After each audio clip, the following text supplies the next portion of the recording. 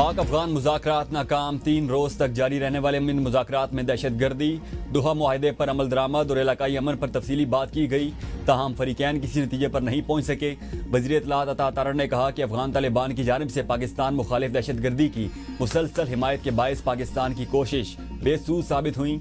اپنے ٹوٹ میں کہا، پاکستان نے افغان طالبان حکومت سے کالعدم TTP اور BLF کے حملوں پر بارہا احتجاج کیا اور دوحہ معاہدے پر مکمل عمل درآمد کا مطالبہ کیا، مگر افغان قیادت نے سنجیدگی کا مظاہرہ نہیں کیا۔ طالبان حکومت نہ صرف افغان عوام کی نمائندہ نہیں بلکہ اپنی بقا کے لیے جنگی معیشت پر انحصار کر رہی ہے۔ ذرائع کے مطابق مذاکرات کے دوران افغان وفد کا موقف بار بار تبریر ہوتا رہا۔ تیسرے روز مذاکرات 18 گھنٹے تک جاری رہے، جن میں افغان وفد نے کئی بار پاکستان کے منطقی اور جائز مطالبات کیے، تاہم ہر بار کابل سے موصول ہدایات کے بعد افغان وفد نے اپنا موقف بدل لیا، جس سے مذاکرات تعطل کا شکار ہو گئے۔ پاکستان کی طرف کسی نے نظر اٹھا کر دیکھا تو اس کی آنکھیں نکال دیں گے۔ ہم چاہتے ہیں کابل کسی کا چمچہ نہ بنے، عزت دار ہمسائے کی طرح رہے۔ وزیر دفاع خواجہ آصف کہتے ہیں، بھارت اپنی شکست اور ذلت کا بدلہ کابل کے ذریعے لینا چاہتا ہے۔ نئی دہلی نے کابل کے ذریعے پاکستان کے خلاف پراکسی جنگ شروع کر رکھی ہے۔ طالبان وفد 5 دفعہ یقین دہانیاں کرانے کے بعد پیچھے ہٹ گیا۔ مذاکرات کا اختیار کابل حکومت کے پاس نہیں ہے۔ مجھے ان باتوں کا اندازہ مذاکرات کی پہلی نشست میں ہو گیا تھا۔ ماضی کے جن حکمرانوں نے طالبان کی حمایت کی، ان پر مقدمہ چلنا چاہیے۔ اسرائیل نے غزہ جنگ بندی معاہدے کی دھجیاں اڑا دیں۔ اسرائیلی وزیر اعظم نیتن یاہو نے اسرائیلی فوج کو غزہ میں فوری اور شدید حملوں کا حکم دیا، جس کے بعد رفح سمیت کئی علاقوں پر فضائی حملے کیے گئے۔ ان حملوں میں متعدد فلسطینی شہید اور درجنوں زخمی ہوئے۔ عینی شاہدین کے مطابق ایک میزائل الشفا اسپتال کے حکم میں گرا۔ عرب میڈیا کا کہنا ہے کہ تازہ ترین حملوں میں 2 مزید فلسطینی شہید ہوئے۔ اسرائیلی آرمی چیف نے اعلان کیا کہ جب تک آخری یرغمالی نہیں مل جاتا، حماس کے خلاف جنگ ختم نہیں ہوگی۔ امریکی نائب صدر JD وینس نے کہا کہ غزہ میں جنگ بندی برقرار ہے اور اگر کسی اسرائیلی فوجی پر حملہ ہوا تو ممکن ہے اسرائیل اس کا جواب دے رہا ہو۔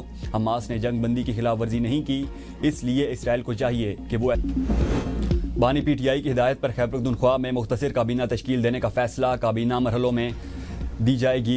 ابتدائی مرحلے میں مختصر کابینہ لی جائے گی، جس میں تعداد 6 سے 8 ارکان پر مشتمل ہوگی۔ ابتدائی طور پر لی جانے والی کابینہ میں پرانے چہرے شامل ہونے کا امکان، جن میں مینا خان آفریدی، آفتاب عالم ایڈوکیٹ، مزمل اسلم، عدنان قادری، اکبر یعقوب، ڈاکٹر امجد، خلیق الرحمان اور فضل شکور شامل ہوں گے۔ دوسرے مرحلے میں کابینہ PTI سے باقاعدہ مشاورت کے بعد تشکیل دی جائے گی۔ وزیر اعلیٰ خیبر پختونخوا سہیل آفریدی نے ارکان اسمبلی کو اعتماد میں لے لیا ہے۔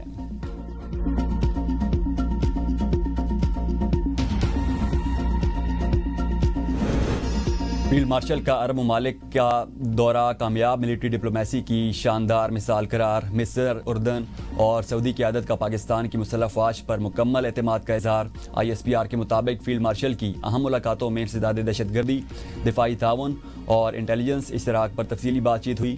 فیلڈ مارشل کے دورے سے پاکستان کا خطے میں امن، استحکام اور مشترکہ سلامتی کے لیے کلیدی کردار اجاگر ہوا۔ آرمی چیف کی فعال عسکری سفارتکاری پاکستان کے عالمی وقار میں اضافے کا باعث ہے۔ عرب قیادت نے پاکستان کی مسلح افواج کی پیشہ ورانہ صلاحیتوں پر مکمل اعتماد کا اظہار کیا۔ فیلڈ مارشل کے یہ دورے مسلم ممالک کے مابین عسکری اتحاد، تعاون اور یکجہتی کی مضبوط علامت بن گئے ہیں۔ مارکہ حق کے بعد کامیاب ملٹری ڈپلومیسی کے نتیجے میں پاکستان عالمی سطح پر باوقار اور مضبوط حیثیت کے ساتھ ابھر رہا ہے۔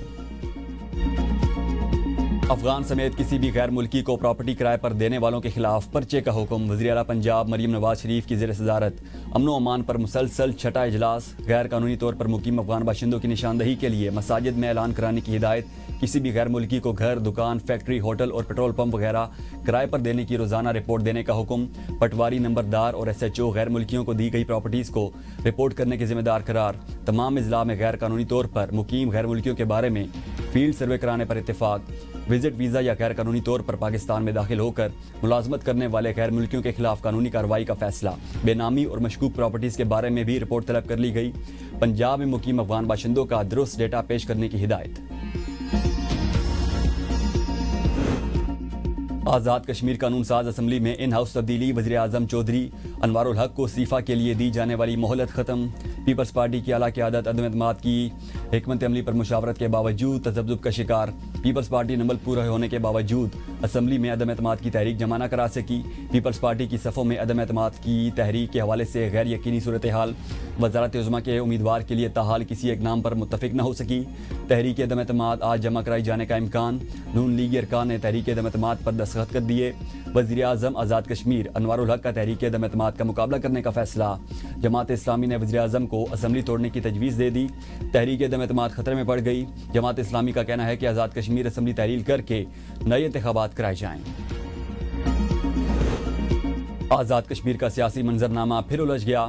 مسلم لیگ نون کا نئے وزیر اعظم کے لیے پیپلز پارٹی کو ووٹ دینے سے صاف انکار۔ آزاد کشمیر میں نئی حکومت کا حصہ بھی نہیں بنے گے۔ ذرائع کے مطابق تحریک عدم اعتماد میں ساتھ دیا جائے گا۔ تحریک عدم اعتماد الگ مسئلہ ہے۔ قائد ایوان کا انتخاب آئینی عمل ہے، اس کے لیے پیپلز پارٹی کو ووٹ نہیں دیں گے۔ وفاقی وزیر احسن اقبال نے میڈیا سے گفتگو میں کہا، موجودہ آزاد کشمیر سیٹ اپ کی نااہلی کی وجہ سے انتظامی گورننس اور ترقی کے مسائل پیدا ہوئے۔ امیر مقام بولے، جوائنٹ ایکشن کمیٹی کے ساتھ معاہدے پر عمل درآمد یقینی بنائیں گے۔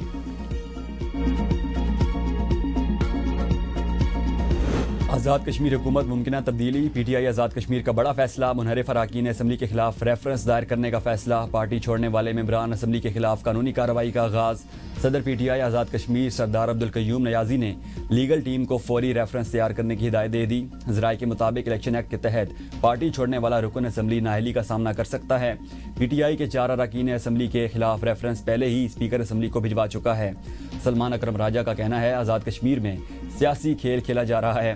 اس سے پہلے بھی کشمیر میں مصنوعی نظام کو قائم کرنے کی کوشش کی گئی۔ پہلے بھی ہمارے 29 MNAs کو توڑا گیا۔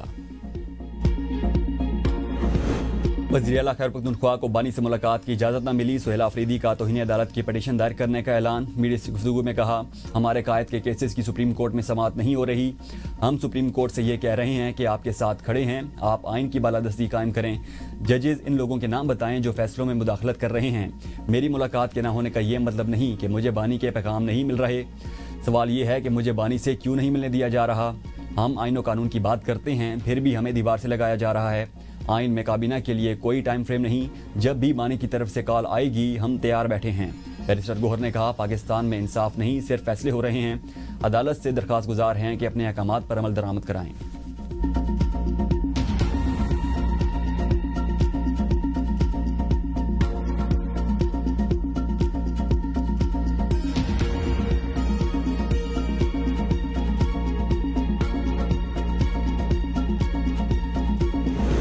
نائب وزیر اعظم اسحاق ڈار کی سعودی وزیر خارجہ سے ملاقات۔ دو طرفہ تعلقات اور علاقائی اور بین الاقوامی امور پر تبادلہ خیال کیا گیا۔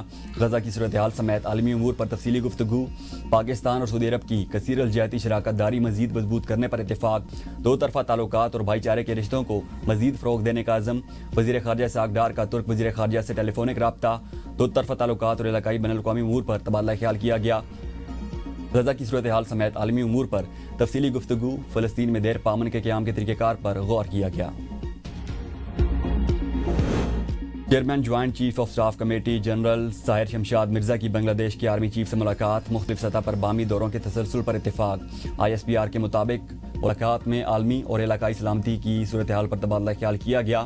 پاکستان اور بنگلہ دیش کی افواج کے مابین تعاون مزید مضبوط بنانے پر زور۔ دونوں رہنماؤں نے پاک بنگلہ دیش دفاعی تعاون میں مثبت پیش رفت کو سراہا۔ گمراہ کن مہمات اور تقسیم پھیلانے والی اطلاعات پر تشویش کا اظہار۔ ایرانی صدر کی پاک افغان معاملات بہتر کرنے کے لیے ثالثی کی پیشکش۔ ایرانی صدر نے وفاقی وزیر داخلہ محسن نقوی سے ملاقات میں کہا، ایران اور پاکستان کے درمیان تعلقات تاریخی، مذہبی اور برادرانہ بنیادوں پر قائم ہیں، جنہیں مزید مستحکم بنانے کی ضرورت ہے۔ خطے میں تنازعات سے بچنا اور تناؤ کو کم کرنا وقت کی اہم ضرورت ہے۔ آج مسلم ممالک کو پہلے سے زیادہ اتحاد، بھائی چارے اور مشترکہ خطرات کے مقابلے میں یکجہتی کا مظاہرہ کرنا چاہیے۔ وزیر داخلہ محسن نقوی نے یقین دلایا کہ پاکستان ایران کے ساتھ قریبی اور فعال تعاون جاری رکھے گا تاکہ خطے میں امن، ترقی اور باہمی اعتماد کو مزید فروغ دیا جا سکے۔ ہم کسی صورت میں جنگ نہیں چاہتے، طالبان کے ساتھ مذاکرات کے ذریعے مسئلے کا حل نکالا جائے۔ PTI رہنما اسد کیسر کہتے ہیں، سہیل آفریدی 4 کروڑ عوام کا نمائندہ ہے، لارجر بینچ نے فیصلہ دیا۔ وزیر اعلیٰ KPK کی بانی PTI سے ملاقات کرائی جائے۔ غیر قانونی اور غیر آئینی طور پر سہیل آفریدی کی بانی سے ملاقات نہیں ہونے دی جا رہی۔ سہیل آفریدی پہلی مرتبہ MPA بنا اور اسے ذمہ داری ملی۔ اگر سہیل آفریدی اور بانی کی ملاقات ہو جائے تو کیا ہو جائے گا؟ توشاخانہ 2 کیس کی آج اڈالہ جیل میں ہونے والی سماعت منسوخی کے حوالے سے بانی پی ٹی آئی کے وکلاء کو آگاہ کر دیا گیا۔ توشاخانہ 2 کیس کی نئی تاریخ آج جوڈیشل کمپلیکس اسلام آباد میں دی جائے گی۔ National cyber crime investigation agency میں کرپشن ڈی جی NCCIA وقار الدین سید کو تبدیل کر دیا گیا۔ گریڈ 21 کے سید خرم علی نئے ڈی جی NCCIA تعینات۔ خرم علی پنجاب حکومت کے زیر نگرانی خدمات انجام دے رہے تھے۔ وقار الدین سید کو اسٹیبلشمنٹ ڈویژن رپورٹ کرنے کی ہدایت۔ رشوت لینے کے مقدمے میں NCCIA کے افسران کا جسمانی ریمانڈ منظور۔ عدالت نے ملزمان کو 3 دن کے جسمانی ریمانڈ پر FIA کی تحویل میں دے دیا۔ ڈکی بھائی کی اہلیہ کی مدیت میں additional director Muhammad Sarfaraz, deputy directors Muhammad Usman, زوار احمد اور ریاض خان سمیت 9 افسران کے خلاف مقدمہ درج کرایا گیا تھا۔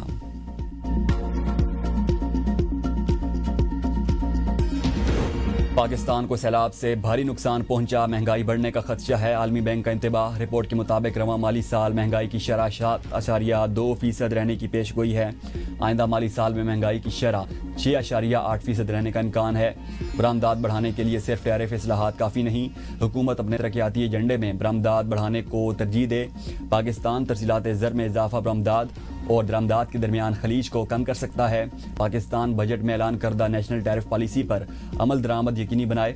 پاکستان پہلی بار تیز ترین معاشی گروتھ ریجن میں شامل۔ 2025 میں GDP گروتھ 6.6% رہے گی۔ مارکیٹ اور اقتصادی اصلاحات میں تیزی لانے کی ضرورت ہے۔ ملازمتوں میں کمی کا اندیشہ بھی لاحق ہے۔ گندم کی بین الصوبائی نقل و حرکت پر کوئی پابندی نہیں لگائی۔ پنجاب حکومت نے KPK حکومت کو خط لکھ دیا۔ خط میں کہا گیا کہ گندم اور آٹے کی نقل و حرکت کو غیر ضروری سیاسی رنگ دیا جا رہا ہے۔ گندم کی نقل و حرکت کے لیے باقاعدہ پرمٹ جاری کیے گئے۔ خیر پختونخوا حکومت نے اپنے عوام کے لیے گندم کے ذخیرے کا انتظام نہیں کیا۔ 26 ارب روپے کے ٹیکس ریکوری FBR آج کلب روڈ پراپرٹی کی نیلامی کرے گا۔ نیلامی سے ارب روپے کی آمدن متوقع۔ کلب روڈ پر پلاٹ نمبر 17 کی پراپرٹی بحریہ ٹاؤن کی ملکیت ہے۔ FBR نے 4 ستمبر کو 10 گاڑیوں کی نیلامی سے 1 کروڑ وصول کر چکا۔ بحریہ ٹاؤن کے ایکسائز ریکارڈ کے مطابق 500 سے زائد گاڑیاں ہیں۔ نیب نے بھی 50 سے زائد گاڑیاں بحریہ ٹاؤن کے قبضے میں لی تھیں۔ FBR ٹوٹل 26 ارب روپے کی بحریہ ٹاؤن سے متعلقہ مزید پراپرٹیز کی آئندہ چند ہفتوں میں نیلامی کرے گا۔ پاکستان کی فضائی حدود آج بھی صبح 6 سے 9 بجے تک بند رہے گی۔ ایئرپورٹ اتھارٹی کے تمام ایئر لائنز اور ایویشن کمپنیز کو جاری نوٹم کے مطابق کراچی اور لاہور فلائٹ ریجن میں مخصوص روٹس کمرشل پروازوں کے لیے بند رہیں گے۔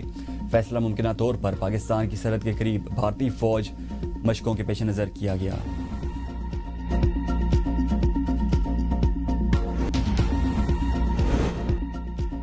سابق کپتان محمد رضوان کا سینٹرل کانٹریکٹ پر دستخط کرنے سے انکار۔ PCB کے سامنے مطالبات رکھ دیے۔ T20 اسکواڈ سے کیوں ہٹایا، وجہ بتائی جائے۔ محمد رضوان کا مطالبہ۔ پاکستان ٹیم کے دیگر کھلاڑیوں نے سینٹرل کانٹریکٹ پر سگنیچر کر دیے۔ محمد رضوان کو 2025-26 کے لیے سینٹرل کانٹریکٹ کی B کیٹیگری دی گئی تھی۔